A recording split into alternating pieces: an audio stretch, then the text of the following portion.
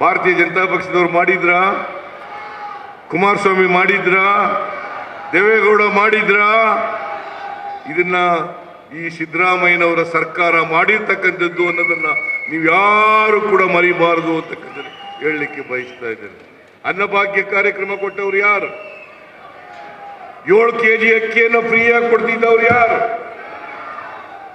ನಮ್ಮ ಜನರು ಯಾರು ಹಸಿದು ಮಲಗಬಾರದು, 2 ಹೊತ್ತು ಊಟ ಮಾಡಲೇಬೇಕು ಅಂತೇಳಿ, ಕರ್ನಾಟಕ ಹಸಿವು ಮುಕ್ತ ರಾಜ್ಯ ಆಗಬೇಕು ಅಂತೇಳಿ ಇವತ್ತು 5 kg ಜೊತೆಗೆ ಇನ್ನ 5 kgಯನ್ನು ಕೊಡ್ತೇವೆ ಅಂತೇಳಿ ಚುನಾವಣಾ ಪೂರ್ವದಲ್ಲಿ ನಾವು ಭರವಸೆಯನ್ನು ಕೊಟ್ಟಿದ್ದು. ಅದರಂತೆ ಕೇಂದ್ರ ಸರ್ಕಾರದ ಅಸಹಕಾರದ ನಡುವೆಯೂ ಕೂಡ ಅಕ್ಕಿ ಕೊಡ್ಲಿಲ್ಲ. ಅವರು ಕೊಡ್ತೀವಿ ಅಂತೇಳಿ ಕೊಡ್ಲಿಲ್ಲ, ಅಕ್ಕಿ ಇಟ್ಕೊಂಡು ಕೊಡ್ಲಿಲ್ಲ. ಪುಕ್ಕಾಟೆ ಕೊಡಬೇಡ್ರಿ, 1 kg ಅಕ್ಕಿಗೆ 34 ರೂಪಾಯಿ ಕೊಡ್ತೀವಿ, ಕೊಡ್ರಿ, ಬಡವರಿಗೆ ಕೊಡಬೇಕು, ಬಡವರು ಹೊಟ್ಟೆ ತುಂಬಿಸ್ಬೇಕು ಅಂತ ಹೇಳಿದ್ರ ಕೊಡ್ಲಿಲ್ಲ. ಇಂಥ ಬಿಜೆಪಿಗೆ ಓಟ್ ಹಾಕ್ತೀರಾ? ಬಡವರಿಗೆ ಅಕ್ಕಿ ಕೊಡದೆ ಇರ್ತಕ್ಕಂಥ ಈ ಬಿಜೆಪಿಗೆ ಇವತ್ತು ಯಾವ ಕಾರಣಕ್ಕೂ ಕೂಡ ಓಟ್ ಹಾಕಬಾರದು, JDSನವರಿಗೆ ಹಾಕಬಾರದು. ಈಗ ಕುಮಾರಸ್ವಾಮಿ ಅಶೋಕ ಜೊತೆಯಾಗ್ಬಿಟ್ಟಿದ್ದಾರೆ. ಕುಮಾರಸ್ವಾಮಿ ಅಶೋಕ. ನಾನು ಇವತ್ತು ಅನೇಕ ಗ್ಯಾರಂಟಿಗಳನ್ನು ಕೊಟ್ಟದನ್ನ ಅದು ವಿಫಲ ಆಗಿದೆ. ನರೇಂದ್ರ ಮೋದಿ ಅವರು ಹೇಳಿದ್ರು, ಈ ಗ್ಯಾರಂಟಿಗಳನ್ನು ಘೋಷಣೆ ಮಾಡಿದಾಗ ಈ ಗ್ಯಾರಂಟಿಗಳನ್ನು ಜಾರಿ ಮಾಡಲಿಕ್ಕೆ ಸಾಧ್ಯ ಇಲ್ಲ. ಒಂದು ವೇಳೆ ಮಾಡಿದ್ರೆ ಕರ್ನಾಟಕ ರಾಜ್ಯ ಆರ್ಥಿಕವಾಗಿ ದಿವಾಳಿ ಆಗ್ಬಿಡ್ತದೆ, ಪಾಪರ ಆಗ್ಬಿಡ್ತದೆ ಅಂತೇಳಿ ಇದೇ ನರೇಂದ್ರ ಮೋದಿ ಅವರು ರಾಜಸ್ಥಾನದಲ್ಲಿ ಭಾಷಣ ಮಾಡಿದ್ರು. ಕರ್ನಾಟಕದ ಭಾರತೀಯ ಜನತಾ ಪಕ್ಷದ ಮುಖಂಡರುಗಳು ಹೇಳಿದ್ರು, ವಿಫಲ ಆಗ್ಬಿಡ್ತು. ಆಮೇಲೆ ಲೋಕಸಭೆ ಚುನಾವಣೆ ಆದ್ಮೇಲೆ ನಿಲ್ಲಿಸ್ಬಿಡ್ತಾರೆ. ನಾನು ನಿನ್ನೆ ತಾನೇ ಬಜೆಟ್ ಮಂಡಿಸಿದ್ದೀನಿ, ಮೊನ್ನೆ ಬಜೆಟ್ ಮಂಡಿಸಿದ್ದೀನಿ. ಇವತ್ತು 5 ಗ್ಯಾರಂಟಿ ಯೋಜನೆಗಳಿಗೆ 52,000 ಕೋಟಿ ರೂಪಾಯಿಗಳನ್ನ ಬಜೆಟ್ನಲ್ಲಿ ಅಲೋಕೇಟ್ ಮಾಡಿದ್ದೀನಿ. ಮಿಸ್ಟರ್ ಅಶೋಕ, ಬಜೆಟ್ ಪುಸ್ತಕ ಓದ್ಕೊಳಪ್ಪ. ಬಸವರಾಜ್ ಬೊಮ್ಮಾಯಿ, ಬಜೆಟ್ ಪುಸ್ತಕ ಓದ್ಕೊಳಪ್ಪ. ಸುಮ್ಮನೆ ಯಾಕೆ ಜನರನ್ನ ದಾರಿ ತಪ್ಪಿಸ್ತಕ್ಕಂಥ ಕೆಲಸ ಮಾಡ್ತಾ ಇದ್ದಾರೆ? ಇವತ್ತು ಗೃಹ ಜ್ಯೋತಿ ಯೋಜನೆಗಳಿಗೆ ಸುಮಾರು 1,60,00,000 ಕುಟುಂಬಗಳಿಗೆ 200 ಯೂನಿಟ್ ವರೆಗೆ ಫ್ರೀ ಕರೆಂಟ್ ಜೊತೆಗೆ 1,17,00,000 ಕುಟುಂಬದ ಯಜಮಾನಿಯರಿಗೆ 2,000 ರೂಪಾಯಿ ಯಾವಲ್ಲಾರು ಕೊಟ್ಟಿದ್ರ? 2,000 ರೂಪಾಯಿ ನಿಮ್ಮ ಕೈ ಕೊಟ್ಟಿದ್ರ? ನಿಮ್ಮ ಅಕೌಂಟ್ಗಳು ಕೊಟ್ಟಿದ್ರ? ಯುವ ನಿಧಿ ಕಾರ್ಯಕ್ರಮಕ್ಕೆ ನಾವು ಇವತ್ತು ಯಾರು 6 ತಿಂಗಳಲ್ಲಿ ಕೆಲಸ ಸಿಕ್ಕದಿಲ್ಲ, 22, 23ರಲ್ಲಿ ಪಾಸ್ ಆದಂತ ಪದವೀಧರರಿಗೆ, ನಿರುದ್ಯೋಗಿಗಳಿಗೆ, ಡಿಪ್ಲೊಮಾ ಪಾಸ್ ಮಾಡಿರ್ತಕ್ಕಂಥ ಡಿಪ್ಲೊಮಾ ಹೋಲ್ಡರ್ಸ್ಗಳಿಗೆ ಅವ್ರಿಗೆ 1,500 ರೂಪಾಯಿ, ಪದವೀಧರರಿಗೆ, ನಿರುದ್ಯೋಗ ಪದವೀಧರಿಗೆ 3,000 ರೂಪಾಯಿ ಯಾವ್ದಾದ್ರು ಕೊಟ್ಟಿದ್ರ? ಇವತ್ತು ಏನಾದರೂ 8 ತಿಂಗಳ ಸರ್ಕಾರದಲ್ಲಿ ಸಂಪೂರ್ಣ 5 ಗ್ಯಾರಂಟಿಗಳನ್ನ ಜಾರಿ ಮಾಡಿದ್ರೆ ಅದು ಕಾಂಗ್ರೆಸ್ ಸರ್ಕಾರ ಅಂತಕ್ಕಂಥದ್ದನ್ನು ತಿಳ್ಕೋಬೇಕಾಗ್ತದೆ.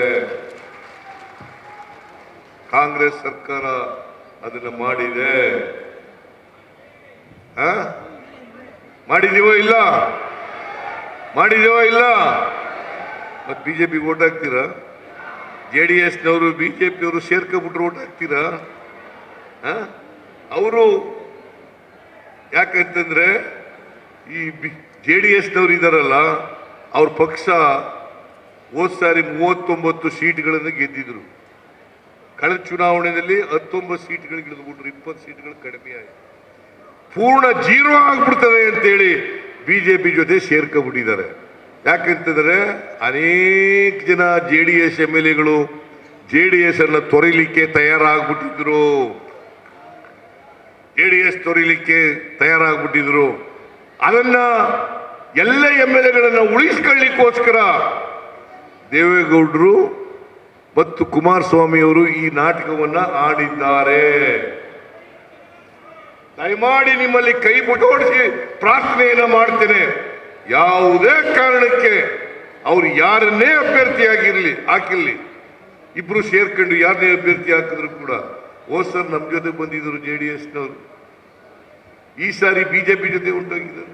ಸೆಕ್ಯುಲರ್ ಪಾರ್ಟಿ, ಜಾತ್ಯತೀತ ಪಾರ್ಟಿ ಅಂತ ಹೇಳ್ಕೊಂಡು ಇವತ್ತು ಜಾತಿವಾದಿಗಳ ಜೊತೆ ಕೈ ಜೋಡಿಸಿದಾರಲ್ಲ, ಓಟ್ ಹಾಕ್ಬೇಕ ಅವ್ರಿಗೆ? ಓಟ್ ಹಾಕ್ಬೇಕ ಅವ್ರಿಗೆ? ಹಾಕ್ಬಾರ್ದು. ಒಂದು ಓಟು ಕೂಡ ಕೊಡಕೂಡದು. ಈ ಸಾರಿ ನಾನು ನಿರೀಕ್ಷೆ ಮಾಡಿದ್ದೇನೆ,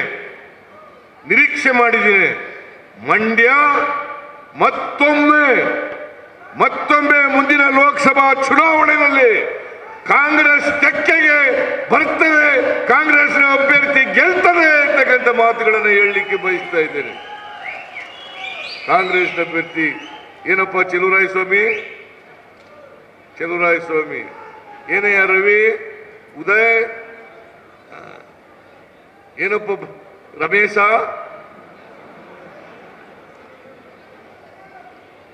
ಏನು? ನರೇಂದ್ರ ಸ್ವಾಮಿ,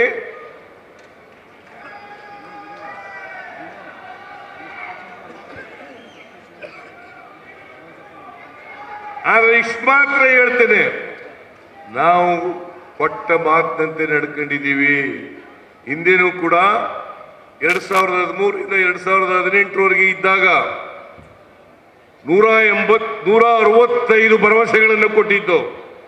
165 ಭರವಸೆಗಳಲ್ಲಿ 158 ಭರವಸೆಗಳನ್ನು ಈಡೇರಿಸಿತು. ಅದರ ಒಂದು ಕಳೆದ 2018 ಚುನಾವಣೆಯಲ್ಲಿ ನಾವು ಮಾಡದನ್ನ ಜನರಿಗೆ ಹೇಳಲಿಲ್ಲ, ಸರಿಯಾದ ರೀತಿಯಲ್ಲಿ ಜನರಿಗೆ ತಲುಪಿಸ್ತಕ್ಕಂಥ ಕೆಲಸವನ್ನು ಮಾಡಲಿಲ್ಲ. ಹಾಗಾಗಿ ನರೇಂದ್ರ ಸ್ವಾಮಿನೂ ಕೂಡ ಸೋಲ್ಬೇಕಾ ಬಂತು. ಈ ಸಾರಿ ಹಿಂದೆ ಮಾಡದಂತ ತಪ್ಪನ್ನ ತಿದ್ಕೊಂಡು ನಾವು ಮಾಡದಂತ ಕೆಲಸವನ್ನ ಜನರಿಗೆ ಸತ್ಯ ಹೇಳ್ತಕ್ಕಂಥ ಕೆಲಸವನ್ನ ಮಾಡಿ ಅಂತ ಹೇಳಿದ್ದೀನಿ. ನಮ್ಮ ಕಾರ್ಯಕರ್ತರಿಗೆ ಸುಳ್ಳು ಹೇಳಬೇಡಿ. BJP ಅವ್ರ ರೀತಿಯಲ್ಲಿ, JDS-ನವ್ರ ರೀತಿಯಲ್ಲಿ ಸುಳ್ಳು ಹೇಳಬೇಡಿ, ಸತ್ಯ ಹೇಳಿ, ನಾವು ಮಾಡದನ್ನ ಹೇಳಿ. ಜನ ನಮ್ಮನ್ನ ಕೈ ಬಿಡಲ್ಲ. ನೀವು ಕೈ ಬಿಡ್ತೀರಾ? ಕೈ ಬಿಡಲ್ಲ ಅಂತ ಗೊತ್ತು, ವಿಶ್ವಾಸ ಇದೆ, ನನಗೆ ನಂಬಿಕೆ ಇದೆ. ಅದರಿಂದ ನಾನು ಹೆಚ್ಚು ಮಾತನಾಡ್ಲಿಕ್ಕೆ ಹೋಗಲ್ಲ. ಇವತ್ತು ಅನೇಕ ಅಭಿವೃದ್ಧಿ ಕೆಲಸಗಳು ಕೇಳ್ತೀನಿ ನಾನು.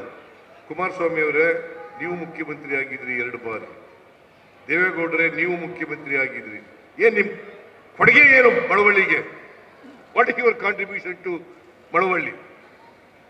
ಏನ್ ಕೊಡುಗೆ ಕೊಟ್ಟಿದ್ದೀರಿ ಹೇಳಿ ನೋಡೋಣ. ಏನ್ ಸುಮ್ಮನೆ ಓಟ್ ಹಾಕ್ಬೇಕಾ? ಏನಾದ್ರು ಕೆಲಸ ಮಾಡಿರ್ಬೇಕಲ್ಲ.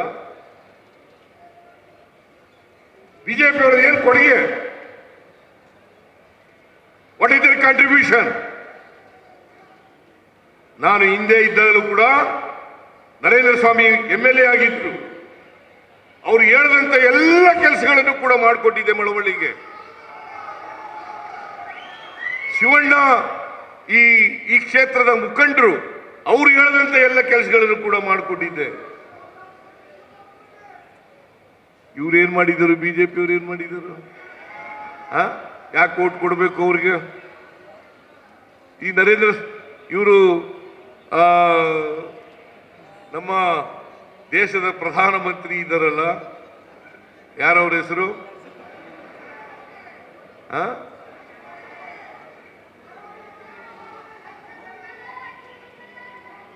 ಬರೀ ಸುಳ್ಳೇ ಹೇಳೋದು ಬಿಜೆಪಿ. ಇನ್ನೊಂದು ಅದರ ಅನ್ವರ್ಥ ನಾಮ ಏನಪ್ಪಾ ಅಂದ್ರೆ ಸುಳ್ಳಿನ ಪಾರ್ಟಿ. ಇನ್ನೊಂದು ಅನ್ವರ್ಥ ನಾಮ ಸುಳ್ಳಿನ ಪಾರ್ಟಿ. ನಾನು ಅದಕ್ಕೆ ಹೇಳಿದೆ, ನಿನ್ನೆ ಮಂಗಳೂರಿನಲ್ಲಿ ಹೇಳಿದೆ, ಬಹುಶಃ ಸ್ವತಂತ್ರ ಭಾರತದಲ್ಲಿ ನರೇಂದ್ರ ಮೋದಿ ಅವರಷ್ಟು ಸುಳ್ಳು ಹೇಳಿದಂತ ಪ್ರಧಾನಮಂತ್ರಿ ಇಲ್ಲಿವರೆಗೆ ಬಂದಿರಲಿಲ್ಲ. ಏನಾಯ್ತು? 15 ಲಕ್ಷ ನಿಮ್ಗೆಲ್ಲ ನಿಮ್ ಜೇಬ್ಗೆ ಹಾಕ್ಬಿಡ್ತೀವಿ ಅಂತಂದ್ರು ಕೊಟ್ರ?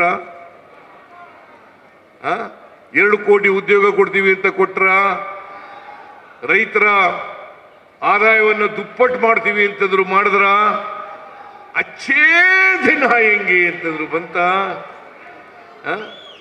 ಸಬ್ಕಾ ಸಾಥ್ ಸಬ್ಕಾ ವಿಕಾಸ್ ಅಂದ್ರು ಬಂತ? ಸಬ್ಕಾ ಸಾಥ್ ಸಬ್ಕಾ ವಿಕಾಸ್ ಬಂತ? ಆಯ್ತಾ? ಯತ್ನಾಳ್ ಹೇಳ್ತಾರೆ, ಟೋಪಿ ಹಾಕಿರೋರು, ಬುರ್ಕಾ ಹಾಕಿರೋರು ನಮ್ಮ ಆಫೀಸಿಗೆ ಬರಬೇಡಿ. ಆದ್ರೆ ನರೇಂದ್ರ ಮೋದಿ ಹೇಳ್ತಾರೆ ಸಬ್ಕಾ ಸಾಥ್ ಸಬ್ಕಾ ವಿಕಾಸ್.